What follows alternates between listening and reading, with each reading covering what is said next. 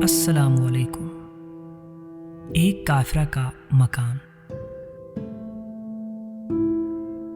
حضور نبی اکرم صلی اللہ علیہ وآلہ وسلم فتح مکہ کے بعد ایک دن مکہ معظمہ کی ایک کافرہ عورت کے مکان کی دیوار سے تکیہ لگا کر کسی اپنے غلام سے گفتگو فرما رہے تھے۔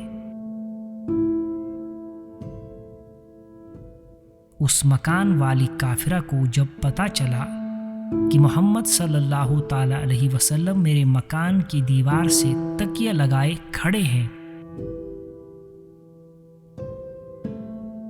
تو بغض و عداوت سے اس نے اپنے مکان کی سب کھڑکیاں بند کر ڈالی تاکہ حضور صلی اللہ علیہ وسلم کی آواز نہ سن پائے۔ اسی وقت جبریل امین علیہ السلام حاضر ہوئے اور عرض کیا،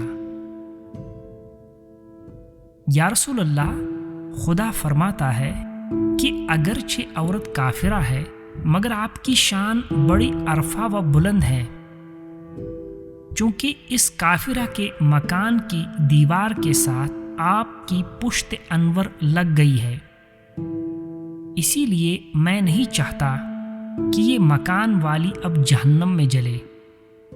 اس عورت نے تو اپنے مکان کی کھڑکیوں کو بند کیا ہے مگر میں نے اس کے دل کی کھڑکی کھول دی ہے، اور یہ صرف اس کی دیوار سے آپ کے تکیہ لگا کر کھڑے ہونے کی برکت سے ہیں۔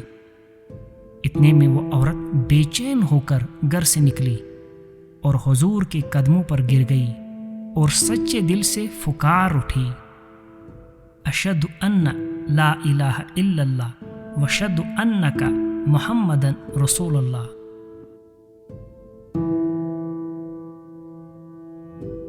دوستو، یہ مضمون نزہۃ المجالس سے لیا گیا ہے۔ اس مضمون سے ہمیں سبق ملتا ہے، جس عورت کے مکان کی دیوار سے حضور کی پشت انور لگ گئی وہ عورت آگ سے بچ گئی، تو جس خوش قسمت اور مقدس خاتون حضرت آمنہ کے شکم انور میں حضور نے قیام فرمایا ہو، وہ مقدس خاتون کیوں جنت کی مالک نہ ہوگی؟